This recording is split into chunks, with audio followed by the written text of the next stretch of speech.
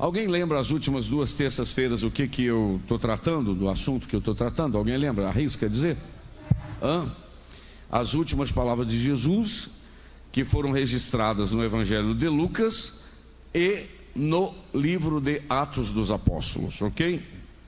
Quem é curioso, quem ama a palavra, e eu sei que essa igreja ama a palavra do Senhor, a gente tem aprendido bastante com Lucas e aprendido com Atos. E hoje nós vamos concluir, com a ajuda do Espírito Santo, esse assunto, falando um pouco mais o foco no livro dos Atos dos Apóstolos. Tenho certeza que você vai ouvir hoje algumas coisas sobre o livro de Atos que talvez você não tenha ouvido. Não porque eu vou falar, mas é porque são curiosidades de pesquisas, e eu tenho certeza que vai trazer muita edificação, não só para quem está aqui dentro, como para aqueles que estão nos acompanhando aí fora. Vamos voltar no texto que eu pedi ao pastor para ler. Nós vamos ler somente o versículo de número 47 do capítulo de número 2. Assim que lemos, você se assente para que possamos prosseguir. Eu vou fazer um breve resumo das últimas 2 aulas, dos últimos 2 cultos, com 2 ou 3 minutos, e já vamos entrar no livro de Atos dos Apóstolos. Vamos lá. Está escrito, Atos 2, 47. Vamos ler juntos? Louvando a Deus e caindo na graça de todo o povo, e todos os dias acrescentava o Senhor à igreja aqueles que se haviam de salvar. Feche os seus olhos e diga comigo: Senhor Deus, fale comigo mais uma vez. O meu coração está aberto para receber a tua palavra. Seja consolando, seja edificando e seja exortando. Eu quero ouvir a tua palavra. Amém. Assente-se. Queridos, vamos lá. Isso. Assente-se, acalma o seu coração e vamos para a palavra. Não deixe a sua atenção ser distraída por nada. Não use o seu celular. Fique atento, a não ser a nossa equipe que está acompanhando aqui, né, nos celulares. Fora disso, você não haverá necessidade de você usá-lo, eu tenho certeza. Nas últimas 2 terças-feiras, nós estamos tratando sobre as últimas palavras. Na primeira que nós tratamos do assunto, eu mostrei as últimas palavras de alguns homens da Bíblia, de alguns servos do Senhor que caminharam pela Bíblia Sagrada. Eu falei sobre as últimas palavras de Abraão, as últimas palavras de Jacó, as últimas palavras de José, as últimas palavras de Moisés, algumas palavras de Davi. Depois saltamos para o Novo Testamento e fomos para as últimas palavras que Jesus disse. E essas últimas palavras que o Senhor Jesus disse antes dele ser elevado ao céu, ele falou 40 dias depois da sua ressurreição, porque ele ressuscitou e ficou com os seus discípulos, apareceu aos seus discípulos por 40 dias. Então 10 dias antes do Pentecostes, que era 50 dias depois da Páscoa, Jesus então está lá no monte e ele está conversando com os seus discípulos, dando as últimas instruções. E eles fizeram para o Senhor Jesus uma pergunta que está no livro de Atos, capítulo de número 1, versículo de número 6, que é bastante interessante, Atos 1:6. Aqueles, pois, que haviam reunido, está na tela aí, reunido junto com Jesus, fizeram uma pergunta para ele: restaurarás, ou Senhor, restaurarás tu neste tempo o reino a Israel? Presta atenção nesta última frase da pergunta: o Senhor vai restaurar nesse tempo o reino a Israel? Por que eles fizeram esta pergunta? Comece aprendendo aqui. Porque havia no coração dos judeus uma esperança de que o Senhor iria estabelecer um governo físico, um governo material, um governo como se fosse uma monarquia de um rei, não é? Por quê? Os países vizinhos no Antigo Testamento todos tinham um rei. Israel tinha rei também no Antigo Testamento, né? Vários reis, no Reino do Norte, no Reino do Sul. Mas havia uma promessa que o Senhor iria estabelecer um reinado também, um governo também. E eles estavam sobre o governo sobre qual governo que eles estavam? Sobre o governo de Roma, o Império Romano que mandava, que começou a governar no ano 64 a.C., o que duraria até 474, 476 depois de Cristo. Que duraria mais de 500 anos. E eles tinham uma expectativa, já que Jesus era chamado de rei dos judeus, que iria estabelecer esse governo. Aí eles fazem uma pergunta: o senhor morreu, ressuscitou, mas peraí, o senhor não vai restaurar o reino de Israel agora? Não é agora, não. Repita comigo a palavra tempo ali. Eles restaurarás tu neste tempo. E eu estava buscando agora, lá no original do grego, a palavra templo aqui. Quando eles falavam tempo, o termo do grego que está anotado aqui é cronos. Por que cronos? Porque cronos é tempo do homem. Cronos é esse tempo de cronômetro, de relógio, que você aperta o botãozinho e vai assim, Esse é o tempo do homem, é cronos. Aí coloca o versículo seguinte: e disse-lhes então, Jesus disse: não vos pertence saber os tempos. Se você busca no original esse tempos ali, já não é cronos do grego, é kairos. Porque o tempo do homem é cronos assim, e o tempo de Deus é kairos assim, porque Deus não está limitado ao relógio. Quando o tempo do homem cronos aparece, o de Deus kairos é que supera, porque acontece no tempo dele. Então eles perguntam cronos, Jesus responde kairos, isto é, o meu tempo, isto é, não compete para vocês saber os tempos e as estações que o Pai estabeleceu pelo seu próprio poder, mas o que eu quero com vocês é outro assunto, não é reino de entrar aqui em Jerusalém montado numa carruagem, num cavalo e etc, tirar vocês, libertar vocês do reino do governo de Roma, não tem nada a ver com isso. O que eu quero com vocês vocês vão para a cidade de Jerusalém, como está lá em Lucas 24, vocês vão receber a virtude do Espírito Santo, aleluia, que vai descer sobre vós, e vocês vão ser minhas testemunhas, tanto em Jerusalém como em toda a Judéia, Samaria, até os confins da terra. Isso é, o meu negócio nesse momento não é governo político, o meu governo nesse momento é um governo espiritual, é governo de reino espiritual a princípio. É bem verdade que ele vai governar, mas isso é coisa para frente. O que ele queria nesse momento, os tempos que ele estabeleceu ali, era um tempo da presença do Espírito Santo. Para quê?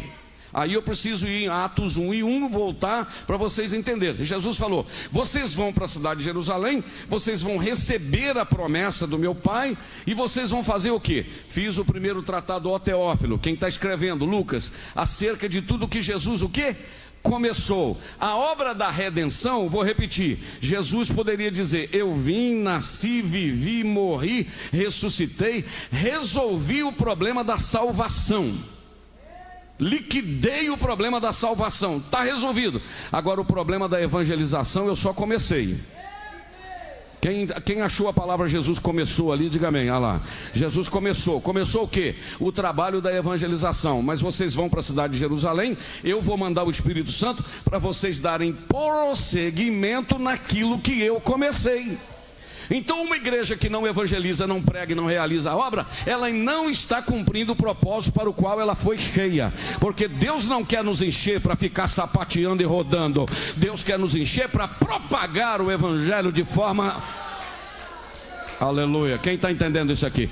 É papel da igreja dar prosseguimento.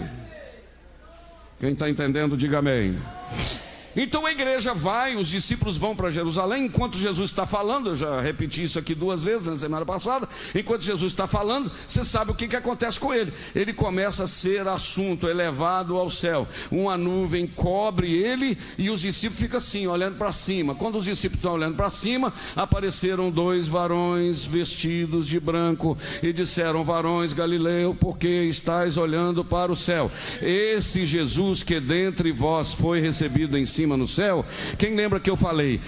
Jesus acabou de sumir na nuvem. Os anjos já disseram, Jesus que foi recebido lá. Isto é, não demorou 24 horas para chegar lá, porque Deus é Deus, Ele não viaja, Ele está. E ali Ele já estava ressuscitado, então acabou. Ele saiu daqui e já chegou lá ao mesmo tempo. Amém, irmão? Pentecostal que não dá glória está com defeito de fabricação. O Marco Feliciano fala isso, não sou eu, mas serve para nós. Vamos lá. Então ele é recebido no céu, ok? Aí o que acontece? 10 dias depois, diga comigo, 10 dias. Os discípulos estão onde? Lá no cenáculo, estão lá. Irmão, ele apareceu para mais de 500, como está escrito em 1 Coríntios 15. Mas lá só tinha quase 120. Então 380 aproximadamente, não sei o que aconteceu com eles, mas que sumiram, né? Eu até gosto de falar que caiu no domingo o poder, não foi? Imagina um crente que não estava no dia de Pentecostes no domingo. Na segunda, encontra com outro e, Pai do Senhor, vamos dizer que era da Assembleia, Pai do Senhor, já solta logo um labaxé, já fala a língua. O que é isso? Você não estava ontem lá não? Onde? No cenáculo. O que aconteceu? Você já viu aquele crente que Deus sacode, balança a igreja num congresso, numa festa? Você encontra aquela segunda, que festa maravilhosa. Ele fala, qual? A festa? Não sabia não? Não sabia não, porque você não está ligado, parece no corpo, não é verdade? Você parece que não está ligado no corpo, você só aparece quando quer, não tem comprometimento com o horário, com nada. Aparece quando quer, perde a bênção de Deus, igual os 380 perderam. Só que eu tenho uma notícia para você, Deus não vai deixar de fazer nada, porque se você não vai, porque Deus tem quem confia, Ele pode confiar. Então eu fico com a cabeça quente, irmão, mas eu estou com a autoridade de Deus para fazer. Você precisa estar dentro do que Deus está fazendo, porque com você Deus vai fazer, sem você Deus vai fazer também, porque se Ele não tiver 1.200.000, Ele faz com 1. Amém, irmão? E eles estão lá, os quase 120. O poder desceu, irmão. Começaram a falar agora em outras línguas, como eu expliquei na semana passada. Começaram a falar em outras línguas. Só que esta língua ali era glossolalia ou glossolalia, era idioma, como se fosse grego, hebraico, aramaico, latim, aquelas gregas, porque tem 3 tipos de línguas aqui no livro de Atos dos Apóstolos. Tem a glossolalia, que é idioma, tem a xenolalia, que é a estranha, que eles não conheciam, e tinha heterolalia, que era outras. Então tem uns mistérios aqui que não vem querer dizer, não, irmão, foi só naquele dia. Tem 2.000 anos que a igreja está falando língua, está adorando a Deus, e a obra da... Eu não acredito, não precisa acreditar, eu vou continuar falando. Eu não creio, não precisa crer, eu continuo crendo e vou desfrutar dessa bênção. Amém? Quem pode dar um glória? Amém? E larga para lá. Então vamos caminhando aí. Eles receberam, e estou dizendo também que língua espiritual não é sinônimo também de garantia de ir para o céu, não, que eu já vi gente falar e depois desviou. Porque o que leva o crente para o céu não é começar arrepiando tudo, é fidelidade, firmeza e ir até o final. Firmeza. Faça sol, ele está firme. Faça chuva, ele está firme. Deu errado, ele está firme. Amém, irmão? É assim. Esse Espírito Santo veio para revestir de poder. Com essa camisa eu estou vestido. Com esse paletó eu estou revestido. Então o revestimento de poder que foi prometido, entendeu? Pastor, não falo língua, não sou batizado. Vai para o céu? Está com a vida no altar? Vai. Mas então para que eu preciso? Revestimento de poder, para você ter uma experiência a mais daquilo que você já experimentou, além da salvação. Porque se você foi salvo, é porque você tem a presença do Espírito Santo que te convenceu do pecado, da justiça e do juízo. Agora o batismo com o Espírito Santo é uma outra experiência à parte. Amém? E eu tenho uma notícia para você. Está disponível.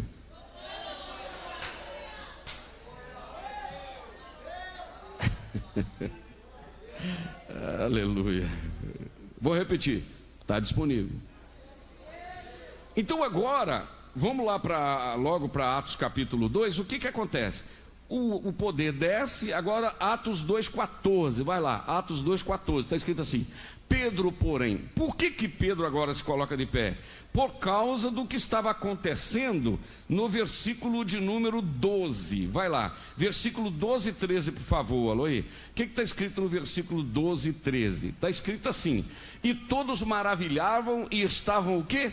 Suspenso, dizendo uns para os outros. O que quer dizer isso? Versículo de número 13: outros zombando diziam, estão todos o que, irmãos? O que é cheio de mosto? Embriagado. Porque o Pentecostes, aleluia, provocou 3 coisas. Primeiro, ceticismo. O que quer isso dizer? Estou dando um tempinho porque tem gente anotando. Ô glória, me dá uma alegria. O Pentecoste provocou, primeiro, ceticismo. O que quer isso dizer? Número 2, provocou preconceito. Não são todos estes galileus? Quer dizer, duvidando de que os galileus pudessem estar recebendo aquilo ali. 3, o Pentecoste provocou zombaria. Está tudo embriagado, está tudo tonto. Aí o nosso irmão Pedro, que eu já falei com você, o Pedro das fogueiras, não é verdade? Primeira fogueira negou, segunda fogueira foi restaurado no coração, terceira fogueira ficou de pé, menino. E pensa num Pedro, se fosse lá no Nordeste, arretado, ficou de pé e falou: não tem ninguém tonto, não tem negócio de Galileu, isso aqui o que está acontecendo aqui, eu vou explicar para vocês o que é. Aleluia. Aleluia, aleluia. Varões judeus, os que habitam em Jerusalém, seja-vos isso notório e escutai as minhas palavras.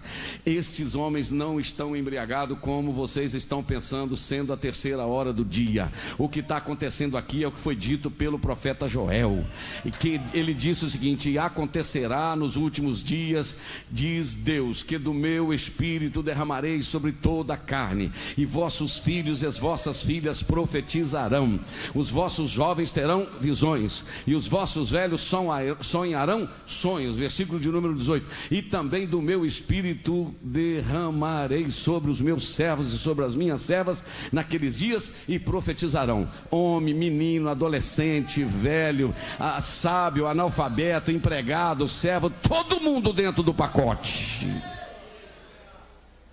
Agora eu queria que colocasse o 2, porque quando nós estávamos lendo, a pergunta que me veio ao coração é o 2,37, porque eles fizeram uma pergunta para Pedro, 2,37. Ouvindo eles isso, compungiram-se em seu coração e perguntaram a Pedro e os demais apóstolos: o que a gente vai fazer, varões e irmãos? Versículo 38.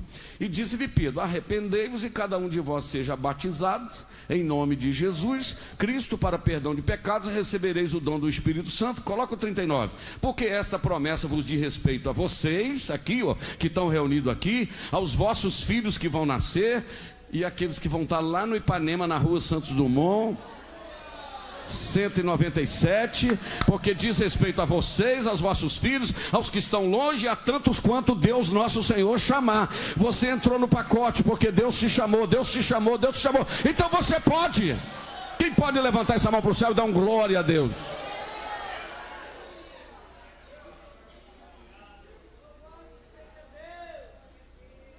Parece que eu nunca preguei no livro de Atos. Que palavra é isso aqui de Atos para nós? Então agora o Pedro toma esta palavra, irmãos, e o Pedro está cheinho até na tampa. Se eu fosse vocês, dava glória a Deus, irmão. Dá para aprender muita coisa, viu? Mas antes de eu falar sobre os discursos de Pedro, o que o Pedro falou ali, eu queria falar algumas coisas em relação a esse livro de Atos. Porque o livro de Atos dos Apóstolos, ele poderia ser chamado, segundo os estudiosos, os exegetas, aqueles que estudam, esse livro de Atos poderia ser chamado de Atos somente, Atos dos Apóstolos, mas prepara para você dar uma glória, ele poderia ser chamado também de Evangelho do Espírito Santo. porque o Espírito Santo está nele do início ao final, não é verdade? Mas ele poderia também ser chamado de Atos e Realizações dos Apóstolos, e ele poderia também ser chamado do livro da demonstração da ressurreição do Senhor Jesus. Aí alguém poderia dizer assim: mas pastor, esse livro ele é um livro teológico ou ele é um livro só histórico? Porque se ele é histórico, não é teológico, eu não posso pegar lições dele, porque se ele é só história, ele não tem um conteúdo de fundamentação teológica. Mas esse livro eu quero falar algumas curiosidades para você. Primeiro, esse livro ele é um livro teocrático, porque teocracia, governo, isto é, foi inspirado pelo Espírito Santo para provar que Deus tem o controle de todas as coisas e que Ele é soberano. Então ele é um livro teocrático, do governo de Deus. Segundo, ele é um livro das intervenções sobrenaturais de Deus. Olha que chique. Ele é um livro das intervenções sobrenaturais de Deus. Como assim, pastor? É quando eles não podiam fazer nada, Deus interferia de forma sobrenatural. Como assim? Atos 3, o Pedro fala: não tenho prato, não tenho ouro, mas o que tenho eu te dou, levanta e anda. O camarada sai pulando pela igreja fora. Quer ver outra intervenção? Capítulo 5. Quem está acompanhando comigo? Quem não está acompanhando? Não, está todo mundo acompanhando. Atos capítulo de número 5. Os discípulos estão presos na cadeia. Está todo mundo lá, os apóstolos, capítulo, todo mundo não, um grupo. Atos capítulo de número 5, estou falando das intervenções sobrenaturais. Atos capítulo 5, versículo de número 18. O que está escrito? E lançaram mão dos apóstolos e puseram na prisão pública. Está escrito lá, sim ou não? Onde que eles estão? Na prisão. O que está escrito no versículo de número 19? Mas, que hora, irmão? O que está escrito lá?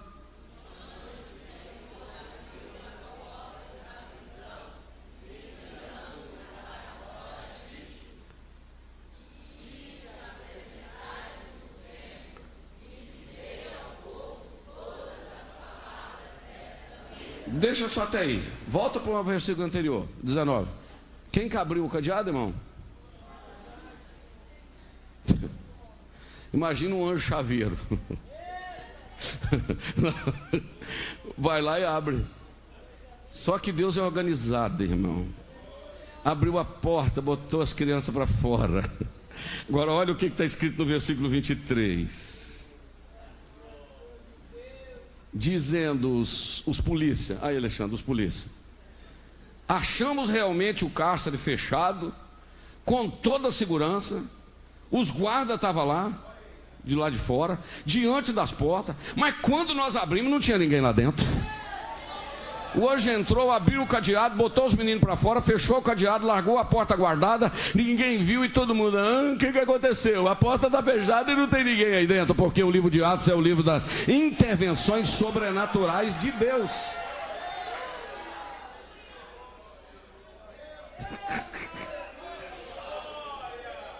Jesus Cristo é o mesmo ontem, hoje e eternamente. E Ele pode operar o sobrenatural. Eu creio. Mas peraí, vamos ver uma outra operação sobrenatural de Deus? Atos capítulo 12. Já que a gente está falando em cadeado, Atos 12. Atos 12, eu estou no livro de Atos, sim ou não? Não vai dar para acabar hoje, mas dá para mais uma terça, não dá? Vamos lá. Atos capítulo de número 12. O que está escrito em Atos capítulo de número 12?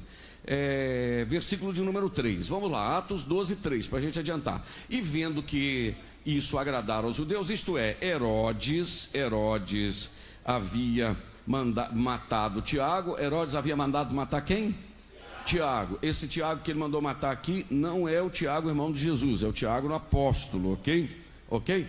Mandou matar Tiago a espada, irmão do Senhor Jesus. E vendo que isso agradara aos judeus, continuou fazendo o quê? Mandando prender também a Pedro. Agora quem está Pedro?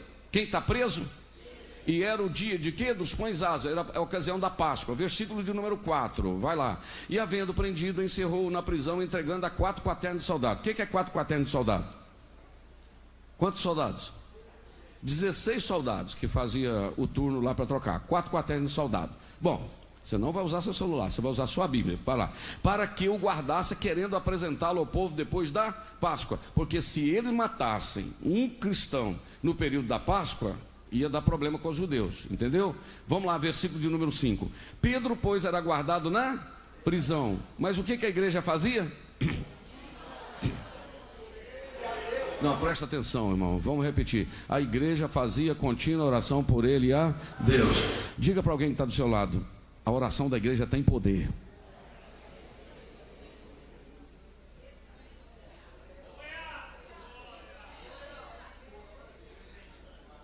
Preso Pedro, igreja de joelho. Oh glória, oh glória, oh glória. Quem está entendendo isso aqui? Eu estou sentindo graça aqui. Pedro na prisão, a igreja de joelho. Se você tem a Bíblia Plenitude em casa, Bíblia Plenitude, ok? Não agora, isto é, Bíblia Plenitude. Vai lá no comentário do rodapé do Atos, capítulo de número 12, que você vai ver um comentário que eu particularmente concordei. Alexandre tem ela aí, é a que ele usa, né? O que a Bíblia Plenitude diz? Que a igreja estava orando por Pedro por pelo menos 2 motivos, pastor Simão. Eu achei isso interessante. Ninguém é obrigado a concordar, mas eu particularmente com a Bíblia ali, eu achei até interessante. Veja bem, eles estavam orando por Pedro por pelo menos 2 motivos. Número 1, porque o Tiago tinha morrido, ok? Então eles estavam com medo de matar também quem? Pedro. Então vamos orar para Pedro não morrer. Mas vocês lembram que eles conheciam a história de Pedro, não conheciam? O que Pedro tinha feito com Jesus lá atrás? Negado ele quantas vezes? 3 vezes. Diz o comentarista da Bíblia, falou: Jesus, dá vitória ao Pedrinho, não deixa ele voltar atrás não, ajuda ele a ficar firme lá. Parece que ele estava meio com medo dele balancear, né? Só que eles haviam esquecido que ele já tinha passado por Atos 2. E quem passa por Atos 2 não é essa moleza. Mas não sei o que. Quem está cheio da presença do Espírito Santo, irmão, venta para lá, venta para cá, o Espírito Santo sustenta ele, porque ele tem relacionamento com Deus. A igreja está lá. Vamos continuar então o versículo de número 6 para ver a intervenção sobrenatural. E quando Herodes estava para fazer comparecer nesta mesma noite, presta atenção, eu queria que você notasse isso aqui comigo. A igreja orou 1 hora, 2 horas ou 3 horas? Eu acho que porque ele está preso no período da Páscoa. Se a Páscoa terminava no domingo, naquela noite que ele ia apresentar no outro dia, possivelmente a segunda-feira, acompanhe comigo o meu raciocínio aqui, a igreja estava orando então desde a quinta, da sexta, do sábado, do domingo, a igreja de joelho, irmão. Porque negócio de oraçãozinha, dobrar o joelho e fazer sinal da cruz, não é sinal de vitória não, sabe? Sabe por quê? Disse o escritor do livro Porque está ao Avivamento, Leonardo Haverhill, ele cita um escritor que diz o seguinte: só pode fazer orações curtas com resultado como Elias quem tem tempo que fica a sós com ele na intimidade.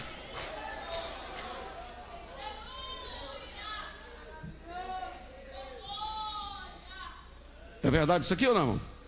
Aí o camarada chega e quer resolver com 30 segundos. Não tem 10 minutos de oração, quer resolver com 30 segundos. Só pode resolver com 30 segundos quem tem tempo de oração, de crédito na presença do mestre. Eu lembro que eu era menino, o pastor Juca contava que 2 irmãos, né, um pastor assim e tal, botou um irmão novo convertido para ir, né, e tal, fazer uma viagem no meio de uma mata. Quando chegou lá no meio, parecia eles falavam antigamente assombração, né? Parecia um trem lá, um movimento no meio do mato e não sei o que. O irmãozinho novo convertido ficou branquinho e falou: pastor, vamos orar. Ele falou: orar? Agora nós vamos confiar na oração que nós já fizemos, meu filho. Não é orar no meio do mato não, é confiar, entendeu? A igreja está lá orando 1 dia, 2 dias, vai lá. Na noite que estava para apresentar o Pedro pela manhã, diz a Bíblia que naquela mesma noite, diga assim, na mesma noite, estava Pedro, que jeito, irmão? Dormindo onde, irmão? No meio de 2 soldados, ligados com 2 cadeias, corrente daqui, corrente de cá, tudo ligadinho, né? Verdade? E os guardas diante da porta tomando conta, dormindo, amarrado, e os polícias tomando conta. Eis que sobreveio o anjo do Senhor. Pareceu um clarão dentro da cadeia. Acordou Pedro, falou: Pedro, ó Pedro, Pedro, ó Pedro, Pedro, despertou, falou: levanta depressa. As cadeias, correntes estavam amarrando ele, caiu tudo pro chão. Plim.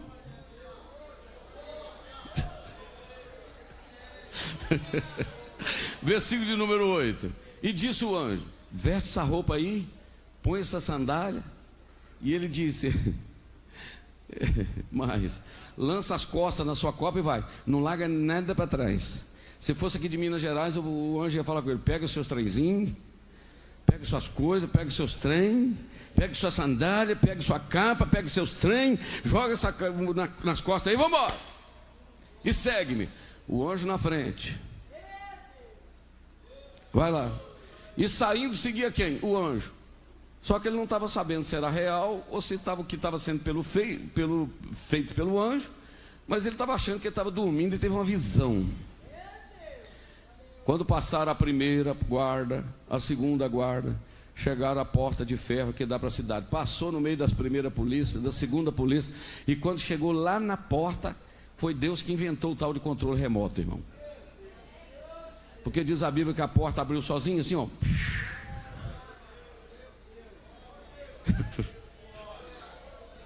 Eu estou falando que Atos é o livro das intervenções sobrenaturais de Deus.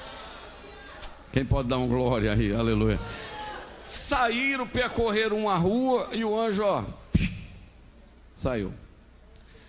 Agora, irmão, faz favor, pensa comigo um negócio aqui. Tirar o Pedro dali foi maravilhoso, não foi? Agora o Pedro estava onde, irmão? Deitado, dormindo, amarrado com corrente, no meio de quantas polícias? Umas 2 polícias e 4, 2 lá, não é? O anjo chegou, acordou o Pedro saiu, foi embora, libertou. Foi uma maravilha, não foi? Mas eu acho maravilhoso os polícias não ver.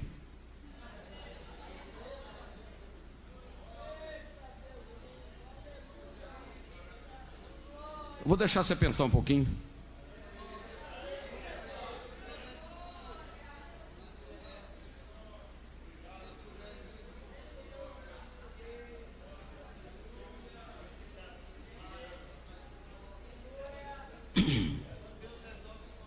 Irmão, tirou tudo ali. O mesmo anjo que tirou Pedro, acordou Pedro, fez os polícias dormir, entendeu?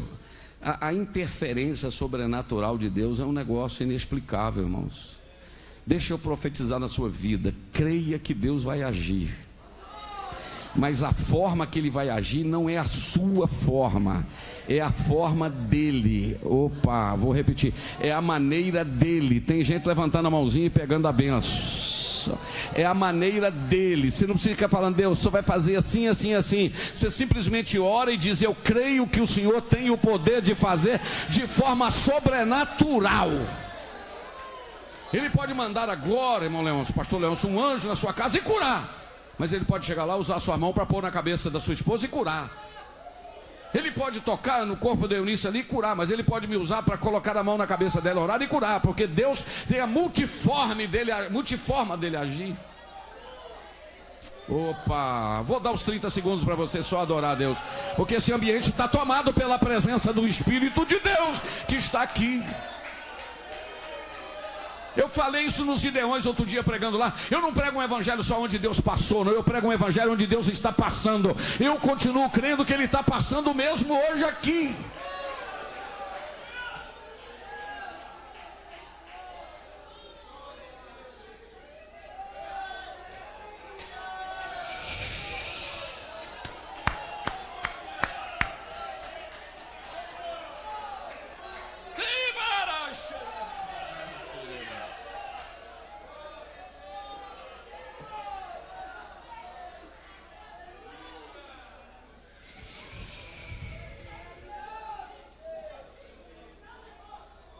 Glória a Deus, glória a Jesus. Me escuta aqui, por favor. Escuta aqui. Ele é um livro de intervenções sobrenaturais, mas ele não é só um livro teocrático e um livro de intervenções sobrenaturais. Ele é um livro também fidedigno. Como assim, pastor? Ele é repleto de cumprimento das promessas do Senhor Jesus. Porque Jesus falou que ia mandar o Espírito Santo e mandou. Mateus 28, Jesus falou: eu estarei com vocês. O lugar que os discípulos pisavam, Jesus estava na frente. Sim ou não? Mas ele também não é só um livro fidedigno. Ele é um livro de quê? Um livro missionário. Por quê? Porque ele trata de uma maneira elaborada da expansão do evangelho do primeiro século. e a proclamação do nome do Senhor Jesus. Então ele trata de forma elaborada. Irmão, eu acho que não dá para colocar, né, Eloy? Porque aí seria muito improviso. Você imagina uma lagoa com água paradinha, olha aqui para mim, uma água totalmente paradinha. Aí você solta uma pedra no meio dessa lagoa, né? Você sabe o que acontece com essa água?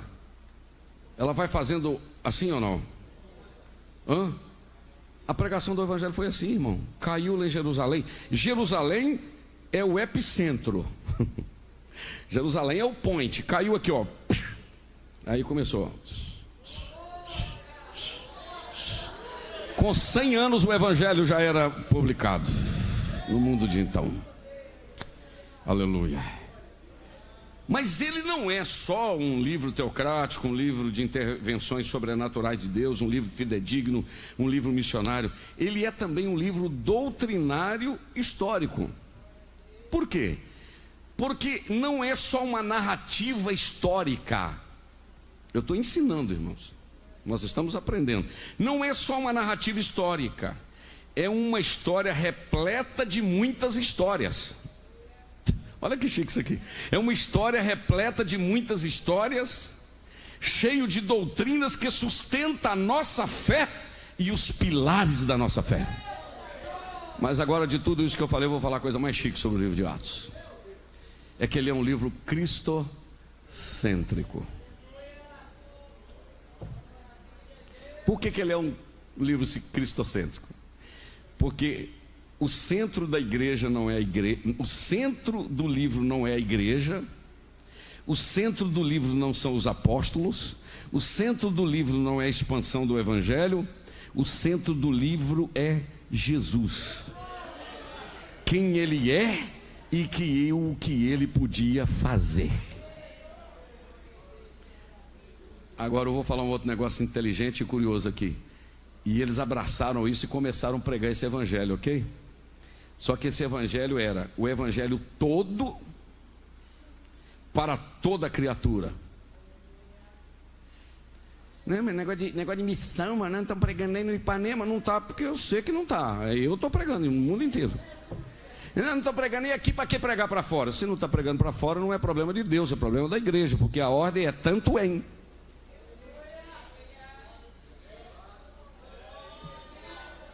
Amém, irmão? Eu recebo convite para pregar para tudo quanto é lá todo dia, mas antes de eu chegar lá, minha voz já chegou, porque está sendo transmitida aqui agora. Essa semana eu recebi um convite para pregar que dá 18 horas de fuso horário lá, daqui lá. Pastor, só tem que vir cá, pregar aqui nessa igreja aqui, tá? Isso aqui, eu falo, ora aí. Porque Deus é que é o dono da nossa vida, sim ou não? Amém?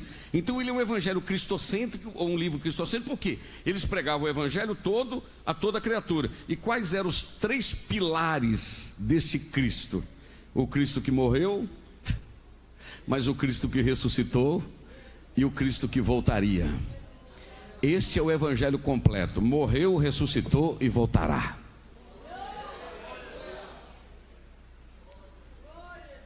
Agora, algumas curiosidades sobre este livro.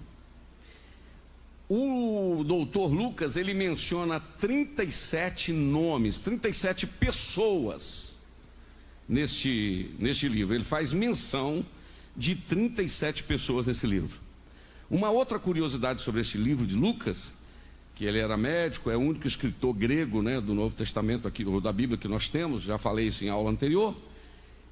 Como historiador, ele usa mais de 700 palavras que nós não encontramos em nenhum outro livro do Novo Testamento.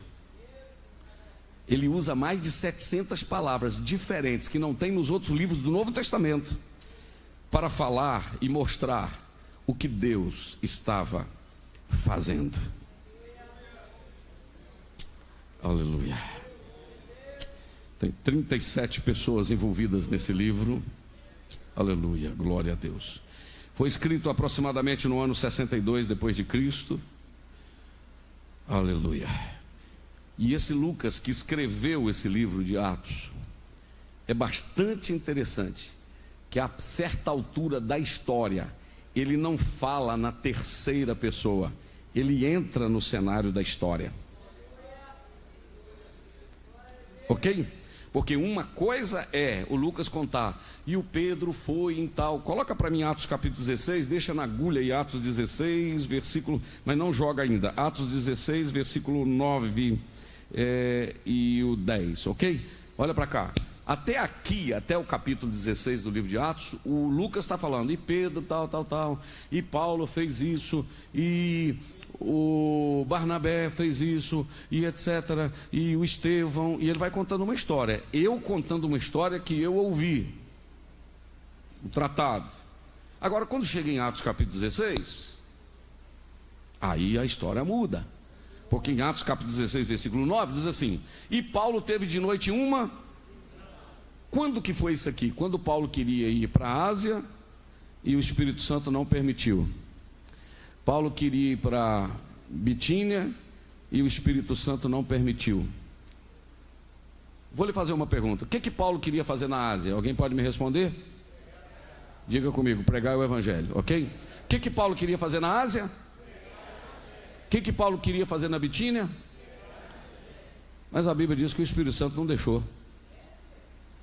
Mas ele não está querendo pregar o Evangelho? É o Kairós. E sabe o que é? Pregar o Evangelho é a ordem de Deus.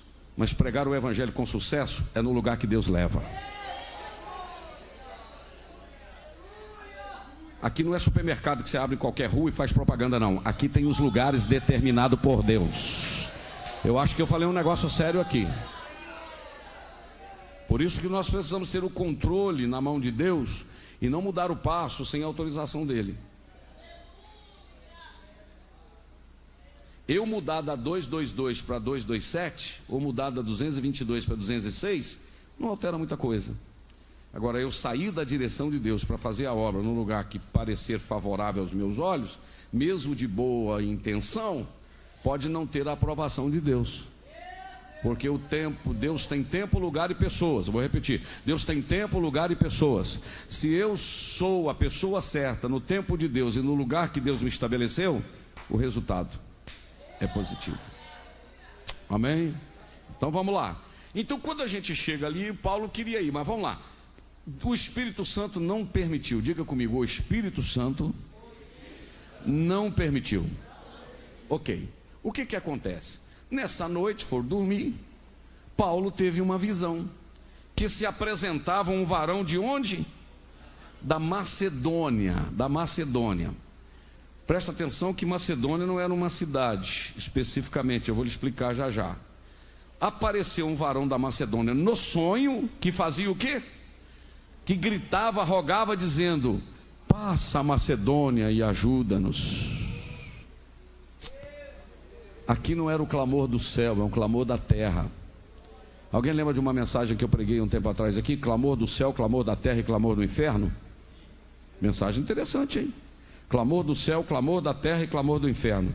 Só para você lembrar, o clamor do céu: a quem enviarei? Quem há de ir por nós? Isaías 6. Clamor da terra: passa a Macedônia e ajuda. Clamor do inferno: o rico dizendo: peça que vai lá e prega para os meus irmãos que eu tenho lá.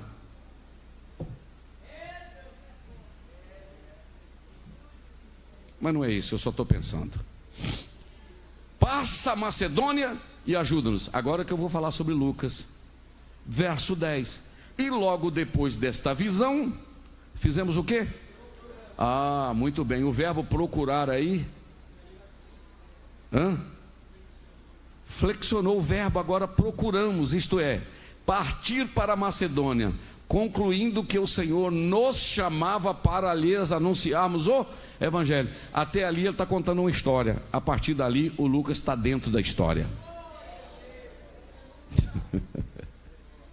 Tremendo isso ou não? Interessante isso, sim ou não? Muito bem. Bora, gente, 15 para as 9.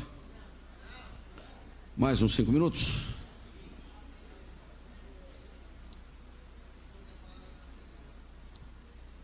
Tudo bem. Concluindo o Senhor, que o Senhor nos chamava para nos anunciarmos o Evangelho. Anunciar onde? Gente, eu acabei de falar, meu Deus do céu. Passa a Macedônia e ajuda-nos. Versículo de número 10, Aloí, coloca de novo. Depois dessa visão, procuramos partir para a Macedônia, concluindo que o Senhor nos chamava para lhes anunciarmos o Evangelho. Versículo de número 11. E navegando de Troade, fomos correndo direto a caminho direito para Samotrácia, no dia seguinte para Neápolis. E no versículo 12 disse: dali para Filipos, que é a primeira cidade dessa parte da Macedônia, e é uma colônia onde estivemos ali alguns dias. O que é essa tal de Macedônia, pastor Jander? Macedônia, irmãos, era uma região do norte da Ásia que incluía algumas cidades, como ela, a cidade de Filipos, Tessalônicas. Para esta região, Paulo escreveu 3 cartas. E deixa eu levar você a ficar alegrinha esta noite, porque se Paulo tivesse ido para a Ásia ou para a Bitínia, sabe quem não tinha recebido? Nós.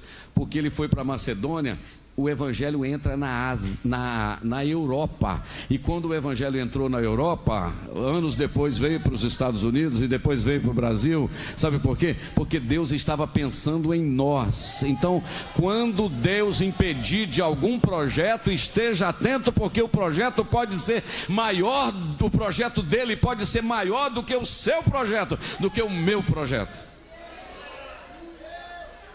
Opa, pega essa palavra, hein? Vou repetir: quando Deus impedir um projeto seu, obedeça, porque o projeto dele é maior do que o seu. O seu atinge uma região, o projeto de Deus atinge todo o mundo.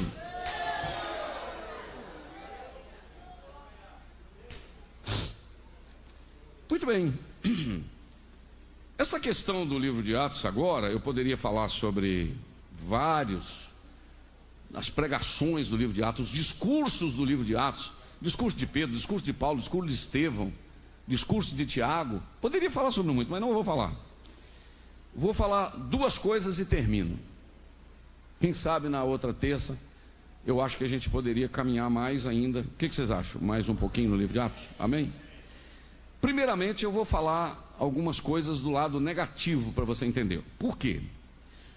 Porque o livro de Atos era o livro da igreja primitiva. Então essa igreja aqui está nadando, não é verdade? Só que qualquer igreja, por mais avivada e poderosa que seja, ela carrega consigo o quê? Problemas. Por quê? Todos nós somos seres humanos comuns. E no lugar que tem o ser humano, você sabe que algum problema vai ter. Não é verdade? Só que eu quero pontuar para você algumas coisas no livro de Atos. Número 1. No livro de Atos nós temos o problema da inversão. Qual que é o problema da inversão, pastor? Os discípulos perguntando para Jesus: restaurará tu o reino de Israel agora? O Senhor falou: vocês não estão entendendo nada, o meu reino agora não é aqui, o negócio agora é poder para vocês pregar. Cuidado com a inversão. Quando você perde o propósito do reino. Eu sei que é maravilhoso construir um ginásio de esporte para a igreja fazer festa, desde que isso não venha atrapalhar a propagação do evangelho, da obra missionária. Porque no momento do arrebatamento da igreja, o ginásio fica e as almas que você ganhou com dinheiro sobe. Pastor, só tem que quebrar essa parede, aumentar não sei o que e tal. Pode até pensar, mas talvez seja melhor fazer 2, 3 cultos por dia, dependendo da situação, entendeu? Desde que você não venha impedir o investimento da obra missionária. Porque em muitos lugares o recurso mais difícil é para a obra. Para mandar dinheiro para a missão tem que vender coxinha na porta da igreja, vender quibe, tudo é difícil. A pessoa: pastor, vem aqui pregar, mas quanto que tem que pagar? Porque já pergunta logo se tem que pagar. Hoje alguém me perguntou: quanto que tem que pagar? Eu falei: não, irmão, me dá gasolina, se quiser me dar alguma coisa, glória a Deus. Entendeu como? Pastor, porque aqui na missão o pastor não libera dinheiro para missão. Aqui na missão nós temos que fazer tudo, não sei o quê. Para que serve o dinheiro da igreja então, se não é para investir em evangelização? Para largar aqui para o anticristo? Aqui é o anticristo que fica sem dinheiro. O dinheiro da igreja vai ser utilizado para a glória do nome do Senhor, e nós precisamos pensar nisso, no investimento. Aqui não falta dinheiro para missões, nós vamos seguir investindo em nome de Jesus. Amém? E não falta não, viu, irmão? Não falta mesmo não. Porque quando você investe, então não podemos inversão, cuidado, inverter o foco. Segundo, perseguição. A igreja aqui, ela é perseguida a partir do capítulo 4. ela é perseguida, o Estevão morre, o Pedro é preso, é muita perseguição. Atos 8, os crentes são arrastados pelas ruas, perseguição, segundo problema. Terceiro, infiltração. Opa, como assim? Porque o diabo, quando ele não pode vencer, tentar vencer a igreja de fora para dentro com perseguição, ele começa a infiltrar problemas internos, fofoca, conversa. Eu aqui não aceito. O camarada chegava, pastor fulano de tal, chama ele lá. Um dia veio um reclamar aqui de um obreiro no campo. Eu vou falar, não vou falar seu nome. Eu falo, pastor, vim cá reclamar daquele obreiro lá, assim. Pera um pouquinho, irmão.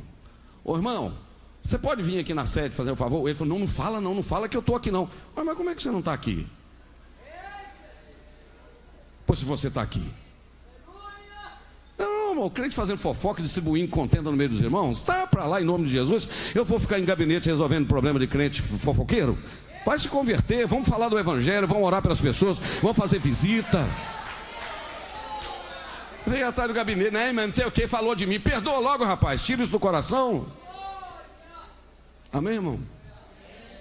Glória a Deus, nós estamos ocupados. O nosso nível aqui é mais elevado, irmão. Já fica brigando, não saudou eu com o Pai do Senhor, não me deu oportunidade no culto. Você só canta e adora a Deus só no microfone? Adora para o meio do mato, adora no meio da rua, adora no banheiro, adora no fogão. Vamos adorar a Deus, aqui nós temos oportunidade de adorar.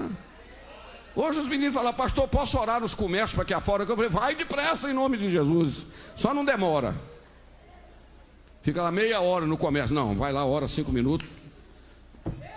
Não precisa nem da bênção apostólica, só ora e vai embora. Amém? Então a igreja, irmãos, ela tem que ter cuidado com esse negócio que começa a infiltrar, sabe? É ciclo de oração, é não sei o que, é no meio de jovem, começa as conversinhas, tem bobo, irmão. Nós estamos no outro nível, irmão. O nosso nível é um nível mais elevado. Nós não vamos brigar com essas coisas, não. É não sei o que, pelo amor de Deus. Amém, irmão? Firma com Jesus e olha para Ele. Não esquenta a cabeça com esses troços, não. Vamos lá, inversão, perseguição, infiltração, distração, essa é boa, Atos capítulo número 6, por que está escrito aí, pastor, distração? Ora, naqueles dias, crescendo o número dos discípulos, houve uma murmuração dos gregos contra os hebreus, porque as viúvas estavam sendo desprezadas no ministério cotidiano. Escuta só, houve uma murmuração dos gregos contra os judeus, contra os hebreus, porque as viúvas estavam lá sem comida, sem não sei o que e tal, não estava sendo cuidada não. Aí, o que está escrito no versículo 2? Os 12 apóstolos, convocando a multidão dos discípulos, disseram, não é razoável que nós deixemos a palavra de Deus e sirvamos as mesas. Vamos fazer o seguinte, vamos escolher gente para cuidar disso.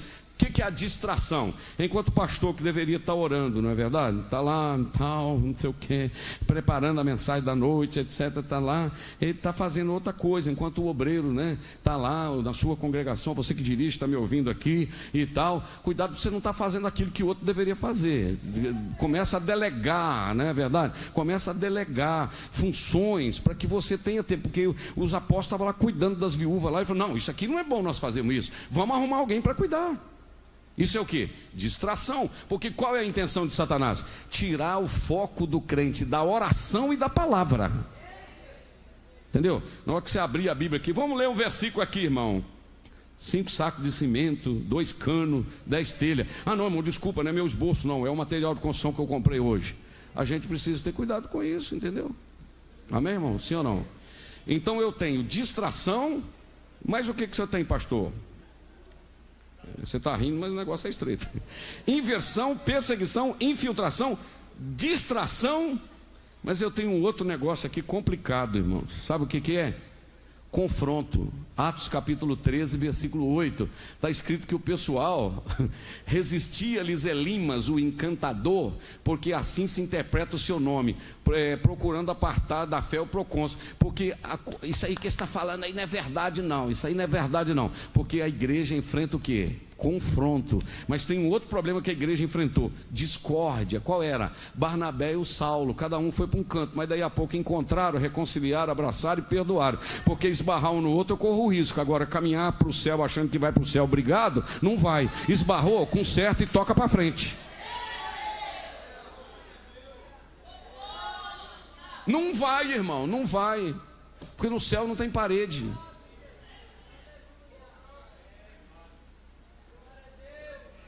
Agora, um outro problema que a igreja enfrentou, essa aí eu queria que você abrisse os olhos por causa disso. Eu sei que é olho, mas eu estou falando zóio.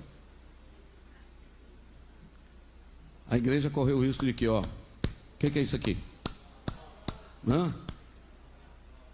Do aplauso. Não, pastor, não, o aplauso. É verdade. No livro de Atos, capítulo 14, está escrito o versículo 11 assim, olha o que está escrito, ó. As multidões, vendo que Paulo fizera levantar a voz, dizendo em línguas licaônica, fizeram-se os deuses semelhantes aos homens e desceram a nós. Versículo de número 12. E chamavam Júpiter a Barnabé, botaram o nome de Barnabé de Júpiter. E o Paulo era quem? Mercúrio, porque esse é o que estava falando. Está aqui o irmão Júpiter e o irmão Mercúrio, ó. E começaram a aplaudir. O sacerdote de Júpiter, quando o templo estava na frente da cidade, trazendo para a entrada da porta touros, grinalda, queria que a multidão sacrificar nos pés de Paulo e nos pés de Barnabé. O Paulo escutou, falou, estou fora. Porém, isto o apóstolo Barnabé e Paulo rasgaram as suas vestes, saltaram no meio do povo, na multidão clamaram e dizendo o seguinte: varões, por que vocês estão fazendo essas coisas? Nós também somos homens como vocês, sujeitos às mesmas paixões, e nós estamos anunciando que vocês convertam das vossas vaidades ao Deus vivo, que fez o céu e a terra, o mar e tudo que neles há. Nós não merecemos aplauso, não. Vocês estão adorando a pessoa errada. Aqui quem pode ser adorado é Deus. Então, quando alguém começar a bater palma para você, sai fora e diga: a glória é para Deus, o louvor é para Deus, a adoração é para Deus. Você já viu, irmão? Outro dia foi num lugar, irmão, tinha, parece, não sei se é 16 segurança, guardando a pessoa que ia pregar em volta, segurando e tal, não sei o que. Um outro foi cantar aí, eu ia pregar e ele ia cantar, e perguntou se no aeroporto tinha segurança. Eu falei: vai tomar banho na casa de Fosque, como dizia lá na roça. Segurança, irmão, no meio dos crentes. Né? Alguém fala: pastor, deixa eu tirar uma foto com o senhor. Me dá o número do seu assessor para me falar o negócio da agenda. Eu falei: não, meu, pode falar. Mas quem é o assessor? Eu falei: eu mesmo sou meu assessor. Irmão, se a gente começar a achar que está com o narizinho meio empinado assim, Deus tira a mão. Aqui você não é nada não, meu filho. Aqui você é homem. Paulo falou: você, aplauso aqui é para Deus. Todos nós somos comedor de arroz e feijão. Respeito é uma coisa, consideração é outra coisa. Agora aplauso não. Eu contei para vocês aqui, vou contar para terminar, que já deu 9 horas, eu queria falar os outros negócios, mas não vai dar. Então, você lembra da história que eu contei, que a mãe do mosquito conversando com o mosquitinho? Alguém lembra? Pode contar de novo? O mosquitinho, fiote de mosquito. Não ri não, Thiago. O fiote de mosquito, menino, começou a voar, fazer umas cambalhotas, e ficou mesmo empolgando. Aí a mãe dele chamou ele e falou: meu filho, vem cá, deixa eu te dar um conselho. Pode falar, mãe, hein? A mosquita: vem cá que eu vou te dar um conselho, meu filho. Pode falar, mãe. Qual o conselho que você quer me dar? Ele falou, a mãe dele falou assim: cuidado com os aplausos, tá, meu filho? Aí o mosquitinho falou: por quê? Porque seu pai morreu, foi assim. Entendeu? É desse jeito. Quando começar a te aplaudir muito, você faz igual Davi.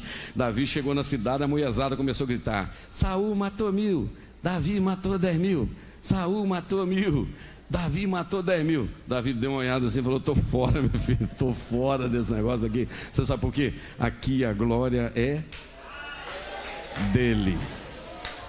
Pastor, mas eu preguei, um monte de gente foi abençoada. Fica feliz, mas transfira a glória.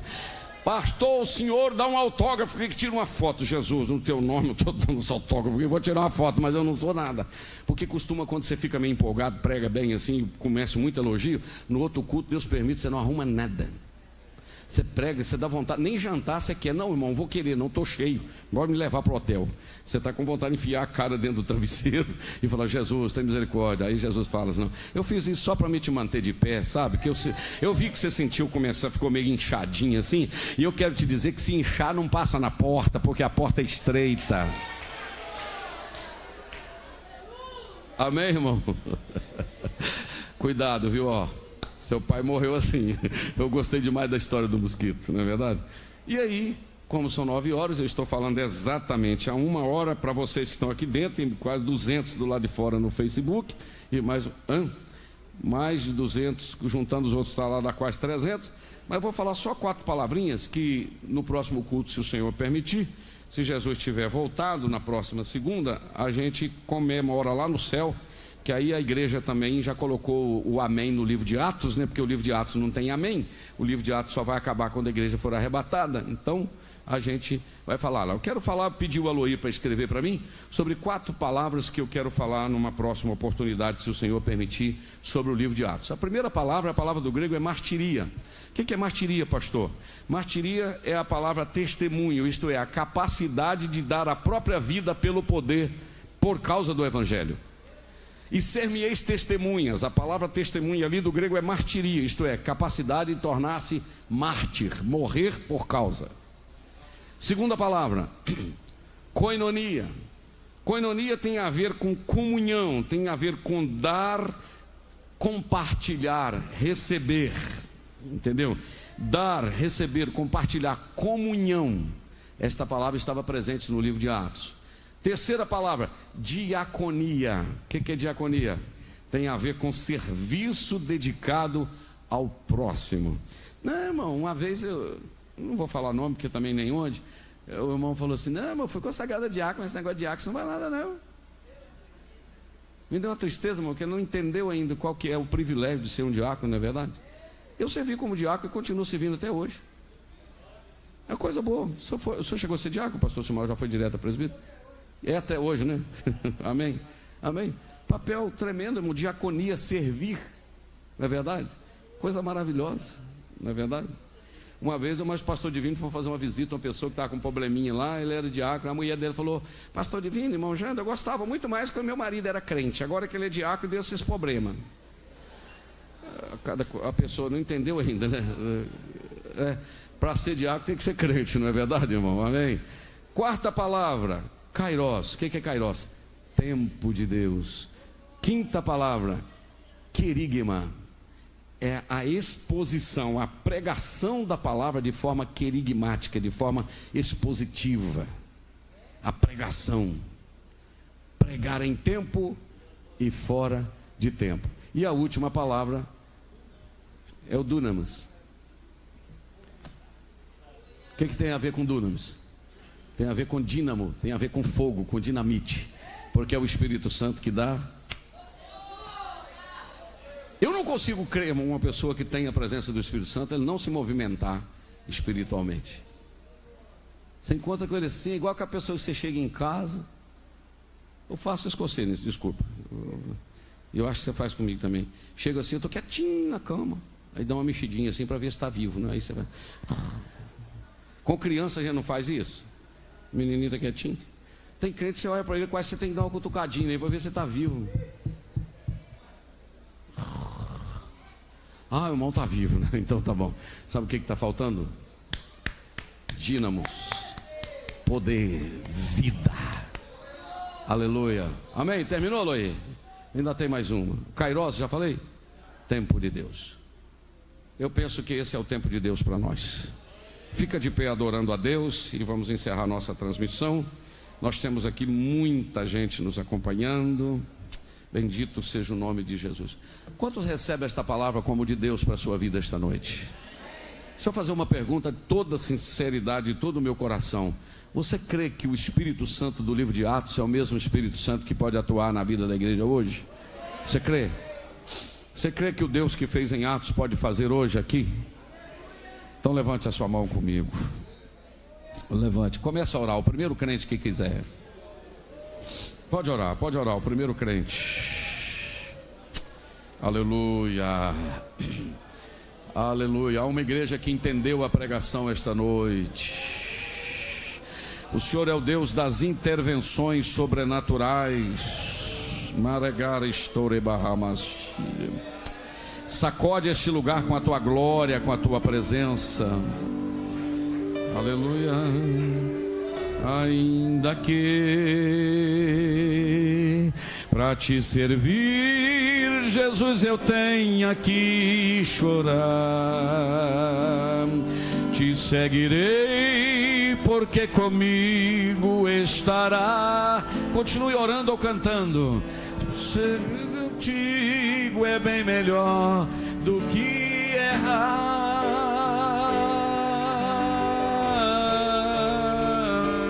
Perdoa-me, porque que às vezes não consigo nem falar. Logo as lágrimas meus olhos vêm molhar, como um sinal que tu estás neste lugar. Senhor, o que eu quero ver é esta igreja cheia do poder do teu Espírito. Isso está disponível para esta juventude aqui, Senhor. Leve esses meninos para a oração. Tem uns meninos aqui que não oram não, Jesus. Põe eles para orar. Tem crente aqui que não ora. Coloca para orar, Senhor. Movimenta. Visita as irmãs, irmãos, obreiros. Leva-nos para uma vida profunda de oração. Aleluia. Leva-nos a nos movimentarmos, Senhor, de uma forma gloriosa. E eu sinto agora, Senhor, uma autoridade para orar por aquelas pessoas que estão nos assistindo, nos acompanhando pela internet, pelo Facebook, pelo YouTube. Há pessoas que estão enfermas e na autoridade do nome de Jesus, eu quero declarar a cura agora. Receba a cura desta febre, deste mal, esse caroço no seio, este mioma no útero, esse problema deste homem na próstata, Senhor. Queima, destrói esse câncer maligno, esse diabetes maligno. Eu repreendo isso em nome de Jesus, que saia desses corpos agora. O mesmo Cristo de Atos é o mesmo Cristo de hoje, porque está escrito que o Senhor é o mesmo ontem, hoje e eternamente. Eu ministro esta cura, Senhor, no nome de Jesus. Aleluia. Assenta, mas assenta glorificando ao Senhor.